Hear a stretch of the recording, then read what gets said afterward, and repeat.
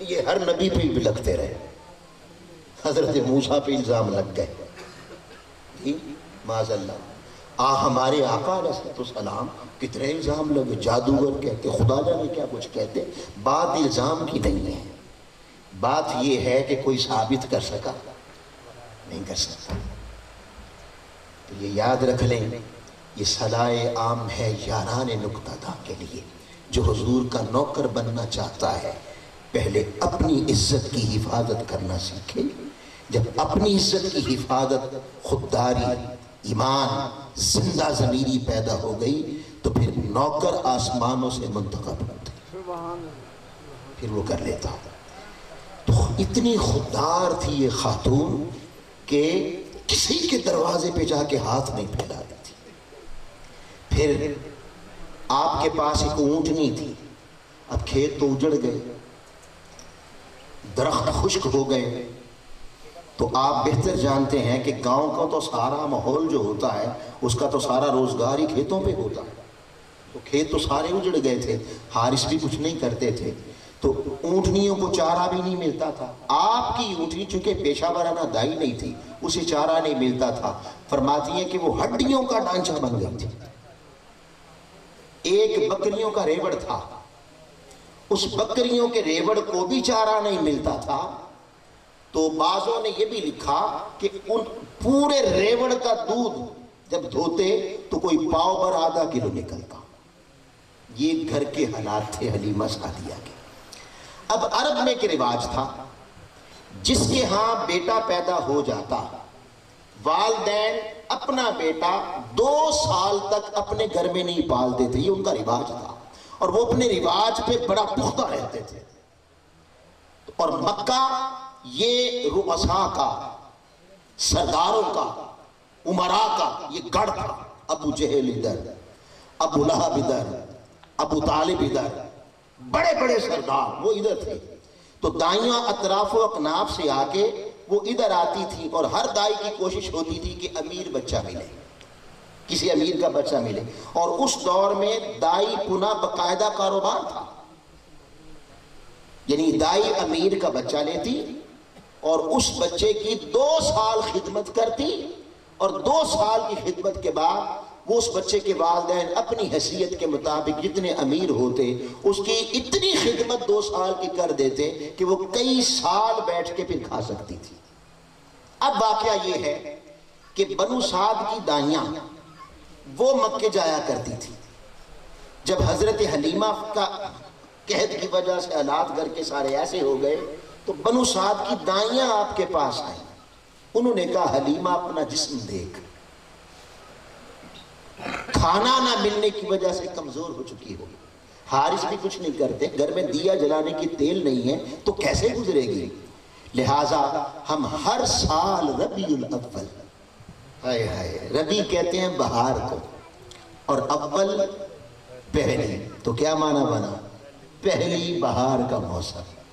تو وہ کہنے لگی جب بھی پہلی بہار کا موسم آتا ہے ہم مکے جاتی ہیں، امیروں کے، سرداروں کے، وڈیروں کے، سرمایہ داروں کے، تاجروں کے بچے لے آتی ہیں اور انہیں پالتی ہیں اور پھر ان کا اچھا معاوضہ مل جاتا ہے.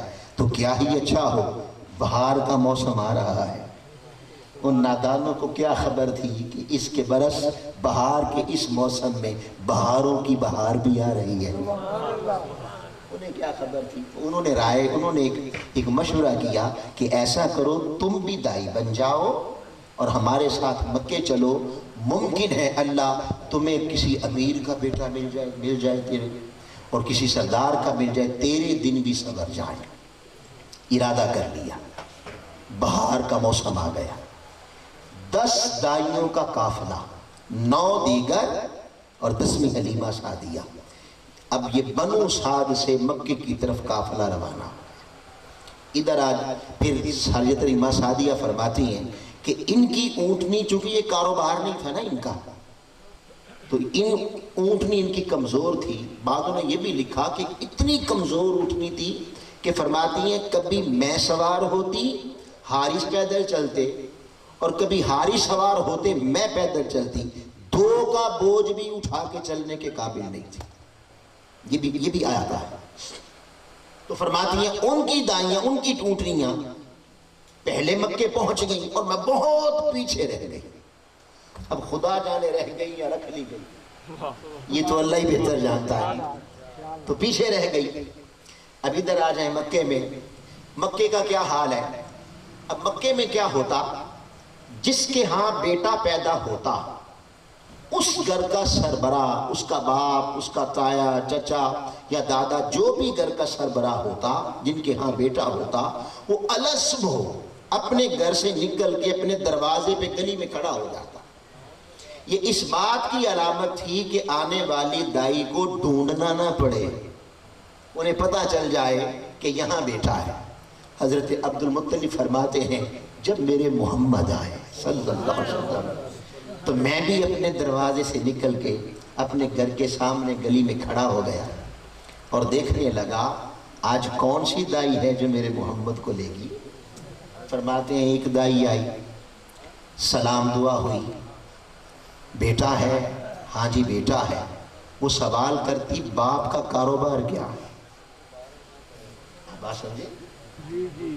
وہ پوچھتی کہ باپ کیا کرتا ہے؟ حضرت عبد المطلب فرماتے ہیں جب میں کہتا نا کہ نہیں اس کا تو باپ ہی نہیں، یہ تو یتیم ہے، بس اتنی بات، وہ اگلی بات ہی نہ کرتی، منہ پھیر کے چلی جاتی کہ یہاں سے کیا ملے گا. آئی چلی گئی، دوسری آئی چلی گئی، تیسری، 9 دائیاں جب منہ پھیر کے گئی تو عبد المطلب فرماتے ہیں میری آنکھیں بھر آئی، دل بھر آیا کہ کیا میری محمد کو سب دائیاں چھوڑ جائیں گی؟ کوئی دائی نہیں لے کے جائے گی؟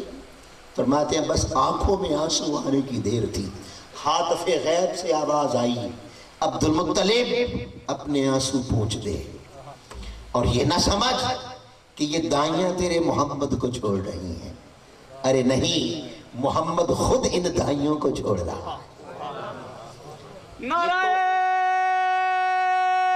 رسالت. یہ تو امیروں کے دروازے ڈھونڈتی پھرتی ہیں، یہ تو مالداروں کے دروازے ڈھونڈتی پھرتی ہیں.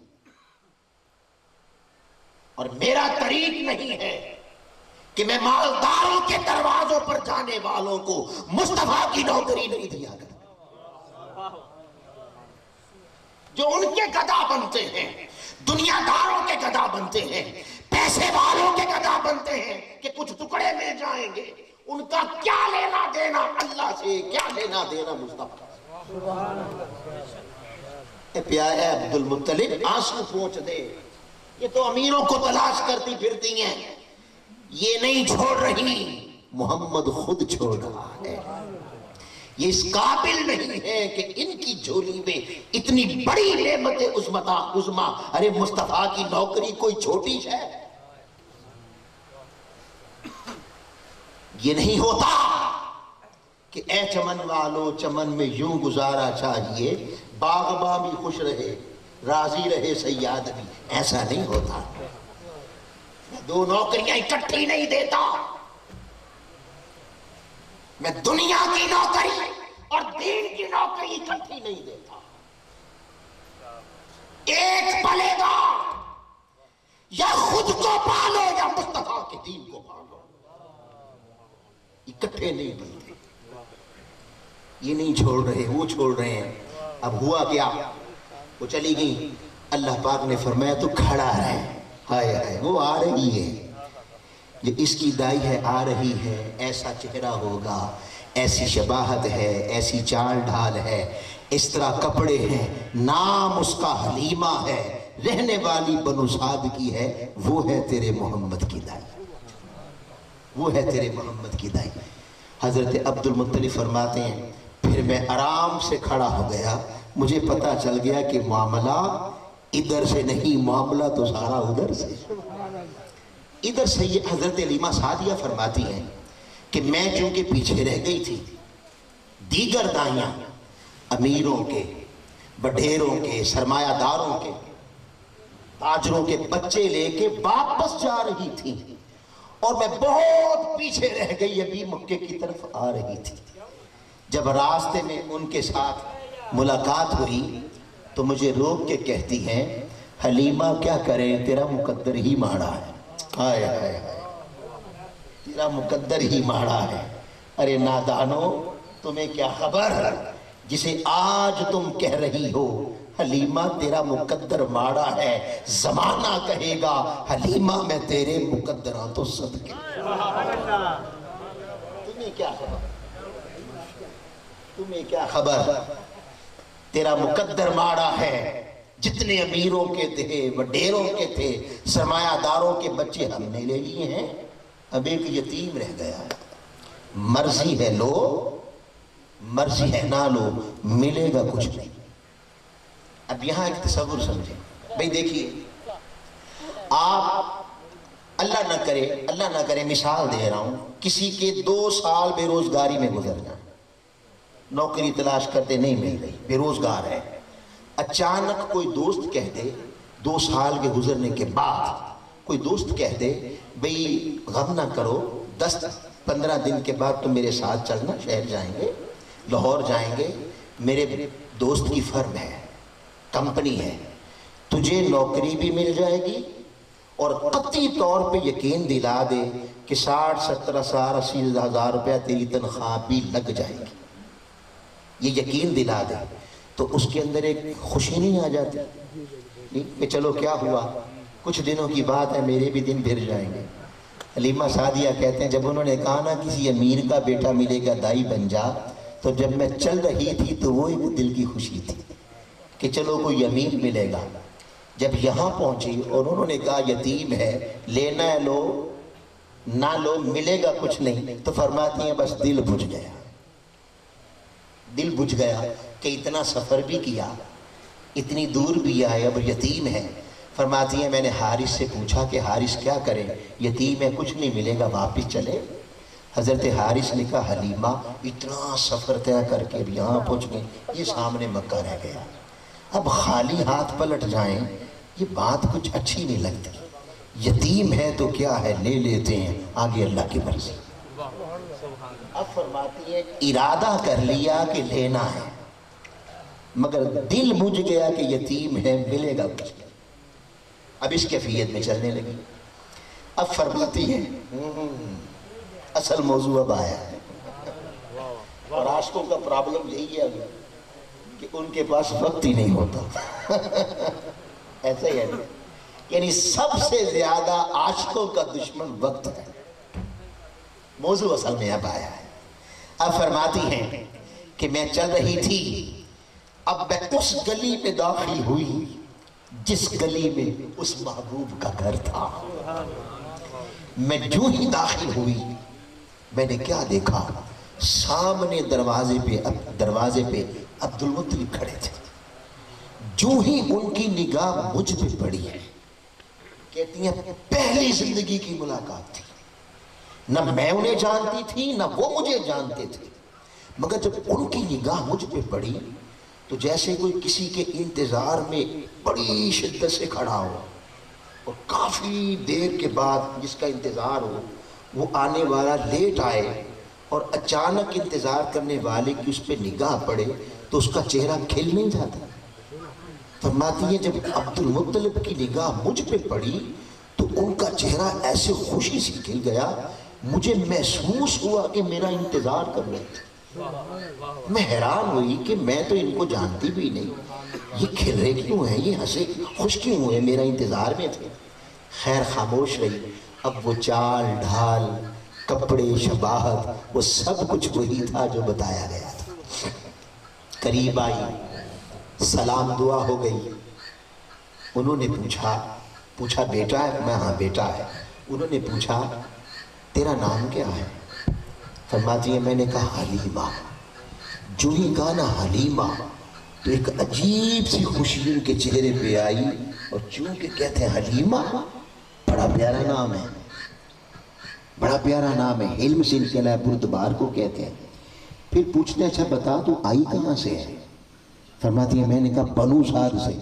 جو ہی کہا نا بنو سعد سے پھر کھل سے گئے، خوش ہوئے، بنو سعد سے اچھا نام ہے، سعد میں بھی خوشی کے معنی پائے جاتے. اب فرمانے لگے کہ حلیمہ میرا پوتا ہے. میرا پوتا ہے، تو 2 سال خدمت کرے گی، ہمیں یہ خدشہ ہے کہ ہم تیری 2 سال کی خدمت کا معاوضہ نہیں دے پائیں گے کیونکہ وہ ہے یتیم۔ تو کیا لوگی؟ اب فرماتی ہیں تصدیق ہو گئی کہ ملے گا کچھ نہیں۔ خیر، چونکہ ارادہ کیا ہوا تھا لوں گی، تو میں نے پھر اسی بجھے دل سے کہا کہ ہاں لوں گی۔ جب میں نے کہا نا ہاں لوں گی، تو اب انہوں نے اس کمرے کی طرف اشارہ کیا جہاں وہ بددعا کے مکڑے والا لیٹا ہوا تھا۔ کہا اچھا بولوگی تو جاؤ اندر چلی جاؤ۔ اب فرماتی ہیں میں اس کمرے کی طرف بڑھی جہاں وہ تاجدار رسالت اور تاجدار ختم نبوت لیٹے ہوئے تھے صلی اللہ علیہ وسلم۔ کہتی ہیں کہ میں نے یوں دونوں ہاتھوں سے اس دروازے کے دونوں تاکوں کو کھولا۔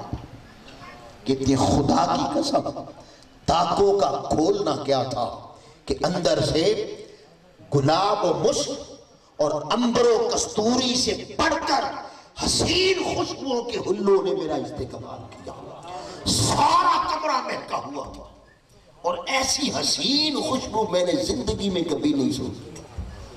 میں حیران ہو گئی یہ خوشبو کیسی ہے؟ ارے یہ خوشبو اس بددعا کے مکھڑے کی تھی، یہ خوشبو آقا علیہ السلام کے مبارک جس میں اطہر کی تھی۔ فرماتی ہیں سارا کمرہ مہکا ہوا تھا، حیرانگی میں ڈوب گئی۔ خیر میں آگے بڑھی۔ اب 2 حدیثیں ہیں، میں یہ لے رہا ہوں کہ جیسے زچہ بچہ ہوتی ہیں، یعنی نو مولود ہوتا ہے اور ماں چارپائی پہ لیٹی ہوتی ہے اور نو مولود اپنی ماں کے پہلو میں کمبل میں لپٹا ہوا لیٹا ہوتا ہے۔ فرماتی ہیں آگے بڑھی تو سید آمنہ چارپائی پہ لیٹی ہوئی تھی اور سرکار دو جہاں صلی اللہ علیہ وسلم آپ سبز پوشاک میں مکھڑا چھپائے اپنی ماں کے پہلو میں لیٹے ہوئے تھے۔ میں آگے بڑھی، میں نے سید آمنہ کو سلام کیا، سلام دعا ہو گئی۔ انہوں نے بھی پوچھا کہ تیرا نام کیا ہے؟ حلیمہ۔ آئی کہاں سے ہے؟ بنو سعد سے۔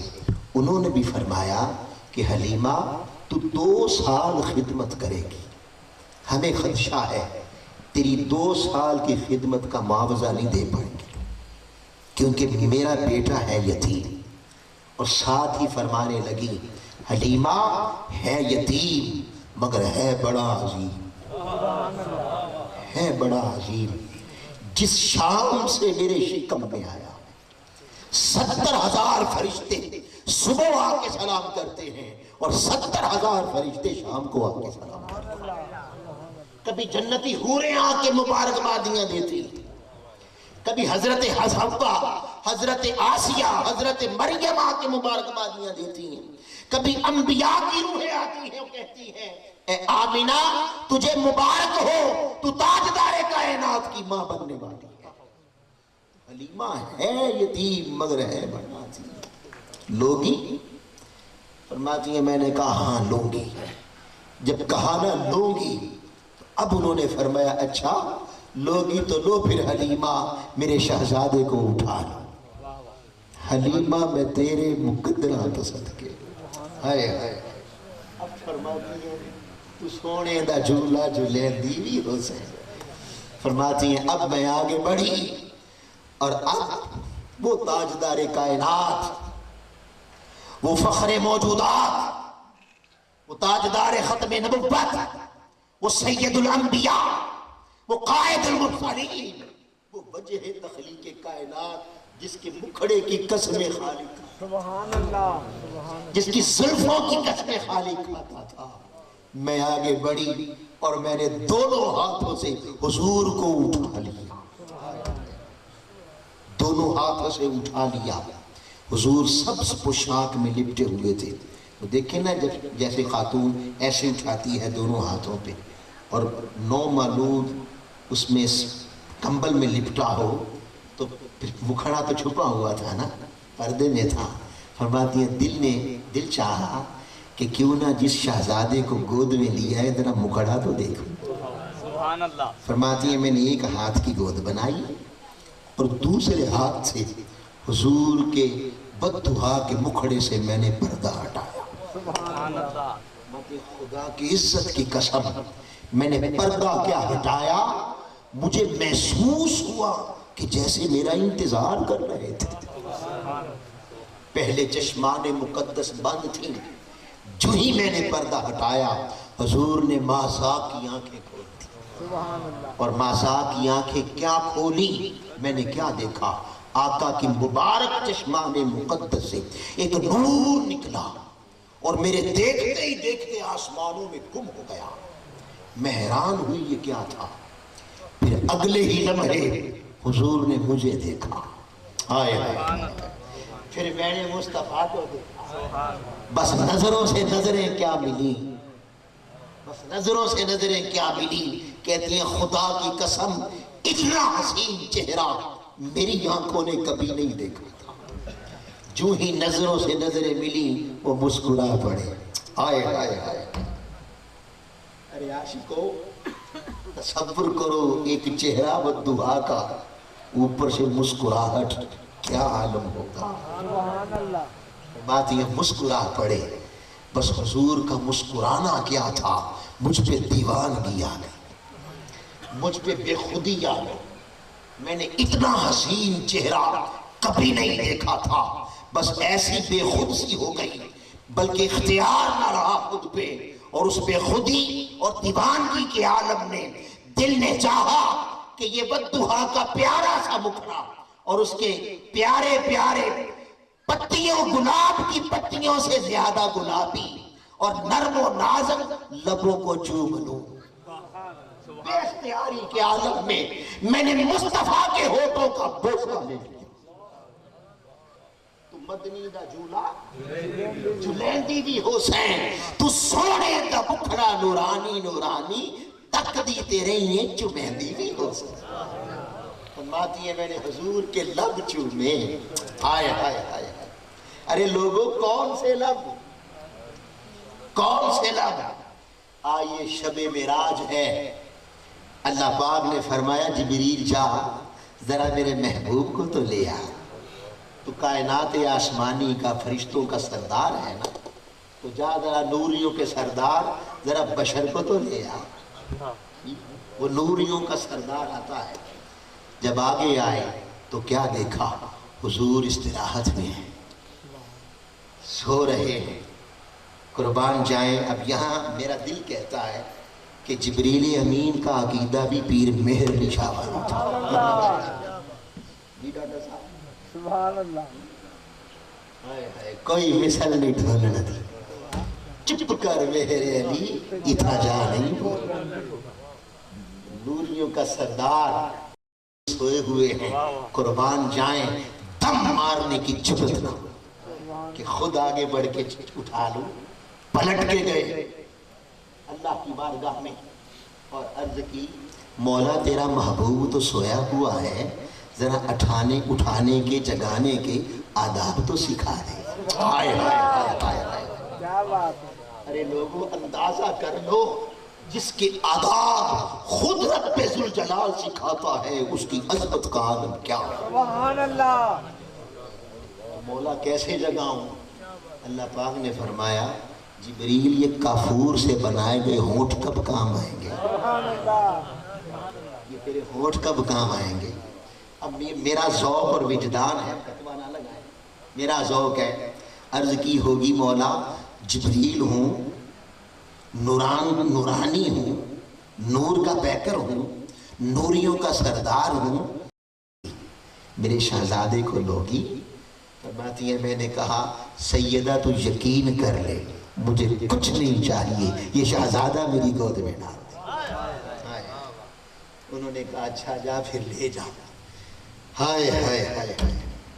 جب مصطفیٰ نہیں ملتے تو چال اور ہوتی, اور جنہیں مصطفیٰ نہیں ملتے ان کی بھی انداز اور ہوتی, چال اور ہوتی. مگر جب مصطفیٰ مل جائیں آئے تو پھر انداز بدل جاتے. فرماتی ہیں جب گئی تھی اندر تو غم زدہ تھی, جب اندر گئی تھی تو حالات اور تھے. آقا گود میں آئے تو پھر میری چال بدل گئی. پھر میں خوشی سے باہر آئی. جب باہر آئی تو حارث مجھے دیکھ کے کہتے ہیں یہ وہی ہے جو اندر گئی تھی؟ بھئی اندر گئی تھی تو ہڈیوں کا ڈھانچہ تھی، اور چند لمحے باہر نکلی تو خوبرو حسینہ۔ پوچھا حلیمہ یہ انقلاب کیسا، یہ تبدیلی کیسی؟ فرماتی ہے میں نے کہا حارث اونٹنی پہ کجاوا سجاؤ، کوئی بڑی نعمت ہاتھ لگ گئی۔ حضرت حارث نے بھی کہا ہاں حلیمہ بڑی نعمت لے کے آئی ہو۔ وہ اونٹنی پہ کجاوا سجانے لگے۔ مجھے سمجھ نہیں آ رہی تھی کہ مولا میں تیرا شکر کیسے ادا کروں، تو نے اپنے یار کی مجھے نوکری دے دی، تو نے تاجدار کائنات کی مجھے نوکری دے دی۔ حضور گود میں تھے، مجھے سمجھ نہیں آ رہی تھی، اتنے میں میری نگاہ کعبے پہ پڑی۔ جب کعبے پہ پڑی، وہ کجاوا سجا رہے تھے، دل میں آیا کیوں نہ کعبے کا طواف کر کے اللہ کا شکر ادا کرتے۔ فرماتی ہے اسی طرح حضور کو گود میں لیے میں کعبے کی طرف گئی۔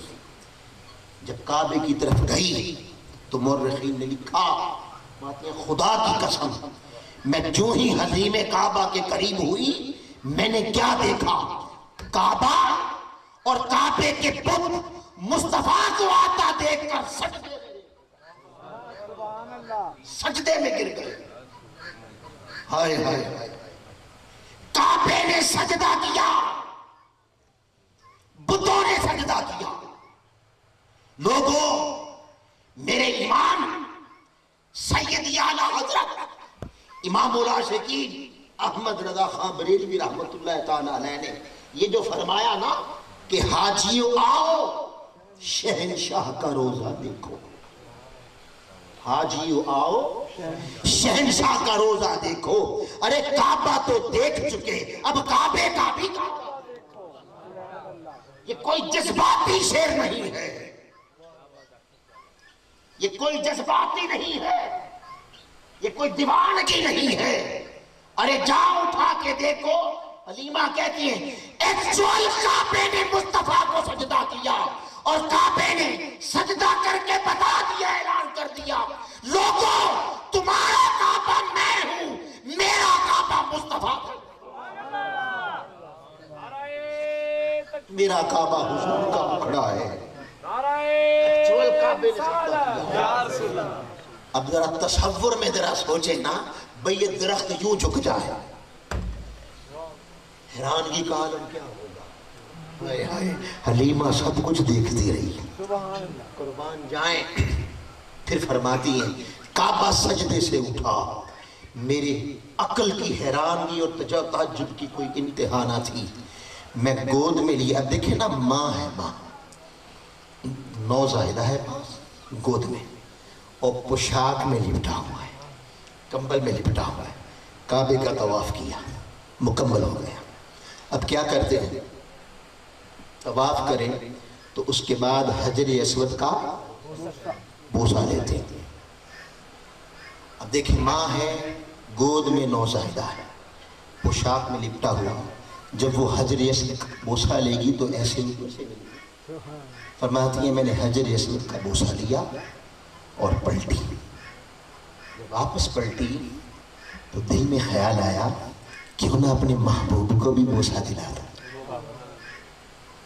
اپنے محبوب کو بوسہ دلا دوں۔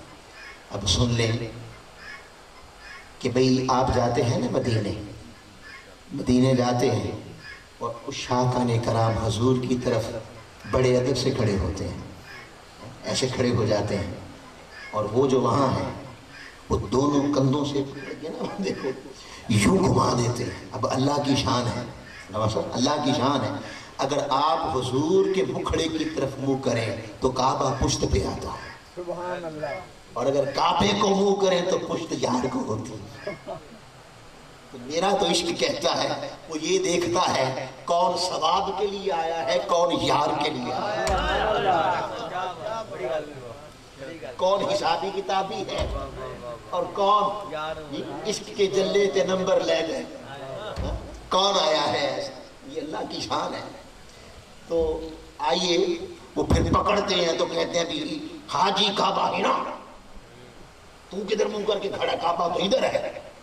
تو چلو بھی ہم نہیں بیچتے کہ جب ایک طرف کعبہ ہو اور ایک طرف محبوب کا بددعا کا مکھڑا تو پھر رخ کدھر کرنا ہے. تو اس پہ ہم بحث نہیں کرتے. آؤ حجر اسود تو جنت گئے کہ نہیں؟ تو بھی جنتی سے فتویٰ لے لیتے کہ اے جنتی تم بتا دو تمہارا عقیدہ کیا ہے. اے جنتیو تمہارا عقیدہ کیا ہے کہ جب ایک طرف کعبہ ہو اور ایک طرف محبوب کا مکھڑا پھر رخ کدھر کرنا چاہیے؟ تو جنتی سے فتویٰ لے لیتے ہیں. حلیمہ کہتی ہیں